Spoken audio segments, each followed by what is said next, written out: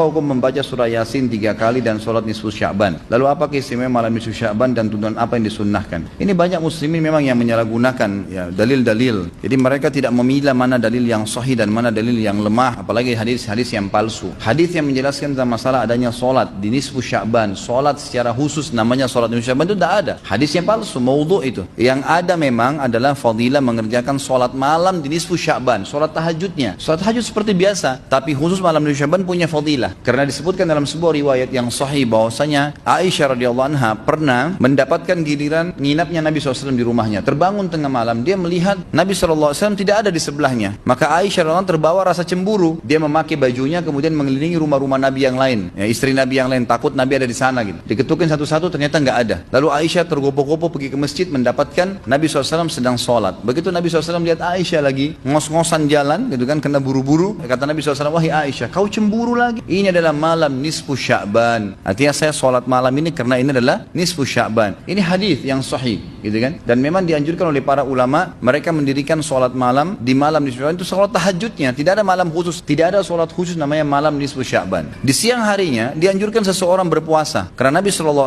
memang memperbanyak puasa. Terlebih lagi nisfu Sya'ban itu, ya, kenanya malamnya itu berarti puasa tanggal 14. Kalaupun nisfu Sya'bannya malam hari ke-15, dan kita tahu ada puasa Iyamul Bid, ada 13, 14 dan 15. Itu kita dianjurkan puasa 3 hari, kan gitu. Tapi tidak diniatkan khusus puasa nisfu Sya'ban, khusus puasa itu. Karena memang secara umum Nabi SAW puasa sebulan penuh di bulan Sya'ban. Kalau masalah membaca surah Yasin, ini tidak asing lagi kalau di Indonesia. Semua harus surah Yasin, pindah rumah Yasin, orang mati Yasin, semua Yasin. Ditanya dalilnya, nggak ada dalil, gitu kan? Hanya karena surah Yasin dikatakan jantungnya Quran. Itu pun hadis yang lemah, karena dalam sanadnya ada orang yang pendusta, gitu kan? Tapi ini diamalkan. Kalau kita mau mengaku pengikut Nabi Muhammad SAW yang murni, maka tidak mengamalkan apa yang tidak dicontohkan oleh Nabi SAW. Apalagi membawa air, kemudian secara khusus dibacakan atau dihidupkan dengan surah Yasin, belum pernah ada contoh. Belum pernah ada contoh. Allahu a'lam. Saya tidak menyalahkan ya. Yang mau kerjakan itu silahkan. Itu hak dia. Tapi saya pribadi menyarankan, apalagi jemaah yang ikut dengan pengajian saya atau yang mendengarkan ceramah kita, murnikan ibadah kembali kepada Nabi SAW.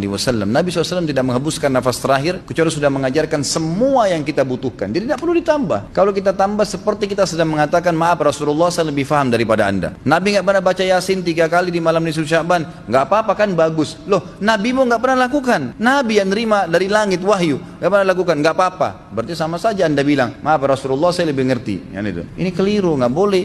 Jangan tambah-tambah agama. Biarkan dalam keadaan murni. Sedangkan murni saya sudah banyak sekali yang kita bengkalaikan, apalagi kalau ditambah-tambah.